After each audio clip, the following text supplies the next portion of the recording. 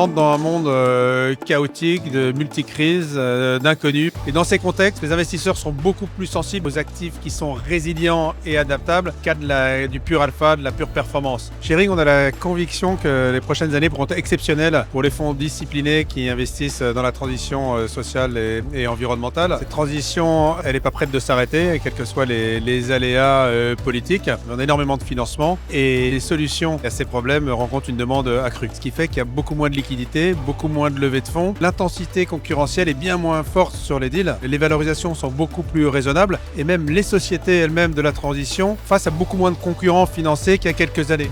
Notre métier, c'est d'investir dans le non-coté parce que c'est du capital patient. Donc quand on investit chez Ring, on accompagne les entrepreneurs sur le long terme. En fait, c'est la crise Covid qui a été un électrochoc. C'est-à-dire qu'on est passé d'une économie finalement très globalisée, très just-in-time, à un moment où tous les entrepreneurs et toutes les grandes entreprises se sont dit on ne peut pas être dépendant, on ne peut pas n'avoir qu'une chaîne d'approvisionnement. Quand on est chef d'entreprise, il faut qu'on se prépare aux multiples crises, aux multiples problèmes. Et donc, ça veut dire relocaliser, avoir plusieurs sources. Donc ça, en général, c'est plutôt des trends qui vont améliorer donc la résilience. Et pour moi, la résilience, c'est aussi, quand on investit dans le long terme, il faut se dire où est-ce qu'on sera, qu'auront nos enfants dans 20 ans, dans 30 ans.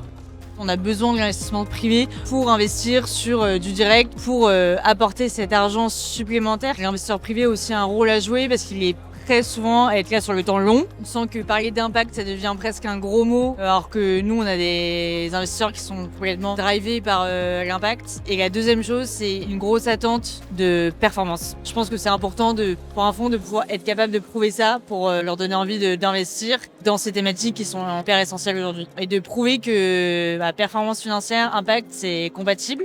Investir dans l'impact, c'est aussi, je pense, un bon pari financier parce que on sait très bien que dans 20 ans, ça sera des thématiques absolument centrales. Et donc tout ce qu'on peut faire aujourd'hui, on prépare les sorties de demain parce que ça sera les champions d'après-demain. C'est pour moi ça la résilience, c'est regarder quels sont les méga trends.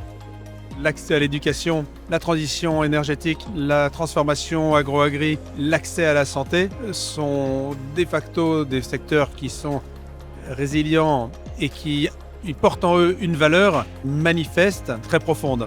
Les fonds qui investiront sur ces thématiques ont de belles années devant eux.